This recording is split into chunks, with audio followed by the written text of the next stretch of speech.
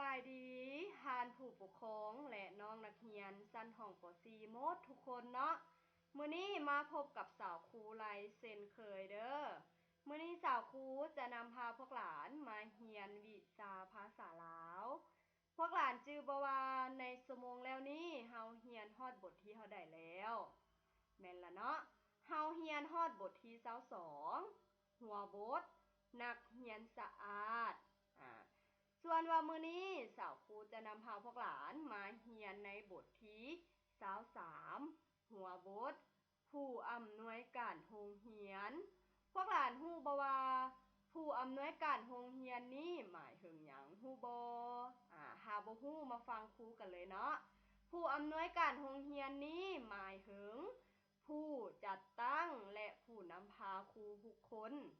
ในโรงเรียนปฏิบัติการศึกษาตามแผนการของห้องการศึกษาประจำเมืองเนาะและติดตามการศึกษาของครูและผลการเรียนประจำเดือนประจำปีและประจำภาคแม่นบ่พวกหลานของนักเรียนทุกคนเนาะและรายงานให้ห้องการศึกษาธิการประจำเมืองได้ทราบเนาะอันนี้แม่นหน้าที่ของผู้อำนวยการเนาะพวกหลานเนาะฉะนั้นวันนี้เฮามาเข้าสู่เนื้อในบทเรียนของเฮาเนาะว่าเนื้อในบทเรียนของเฮานี้จะเว้าเกี่ยวกับหยังแม่นให้พวกหลานติดตามและตั้งใจฟังสาวครูจะอ่านให้พวกหลานฟังเนาะ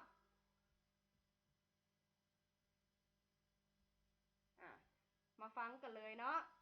โรงเรียนบ้านข่อยเป็นโรงเรียนประถมสมบูรณ์เพราะว่ามีห้องเรียนแต่ชั้นประถมปีที่1ถึงชั้นประถมปีที่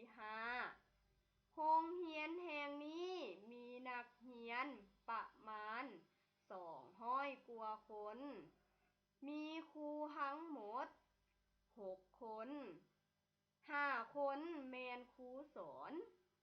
ประจำผู้ละห้องส่วนอีกผู้หนึ่งเป็นหัวหน้าโรงเรียนหรือผู้อำนวยการโรงเรียนผู้อำนวยการโรงเรียนแม่นผู้จัดตั้ง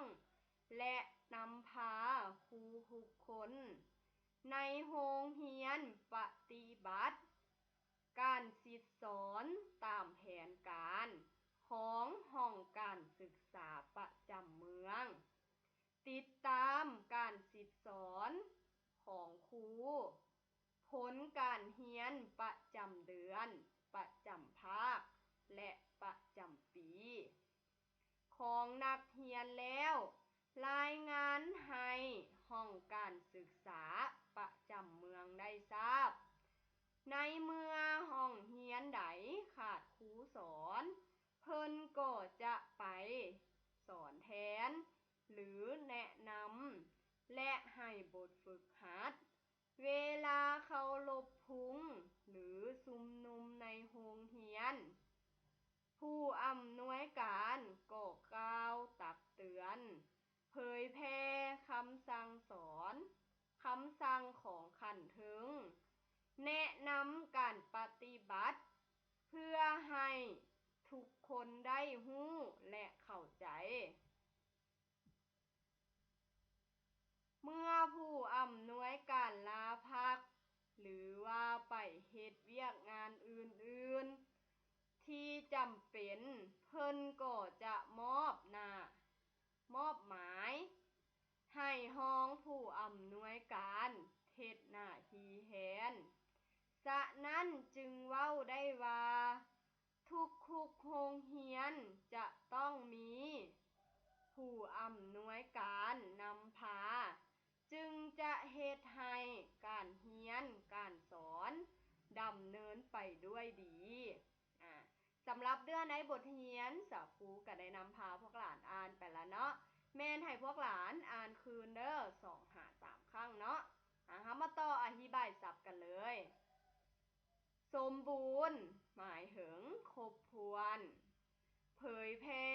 หมายถึงแจ้งให้รู้ บัดนี้เรามาเบิ่งคำถามท้ายบทกันเลยเนาะคำถามท้ายบทมีอยู่3ข้อเรามาเบิ่งข้อที่1โรงเรียนประถมสมบูรณ์แม่นโรงเรียนแนวใดข้อที่2ผู้อำนวยการโรงเรียนมีหน้าที่หยังแหน่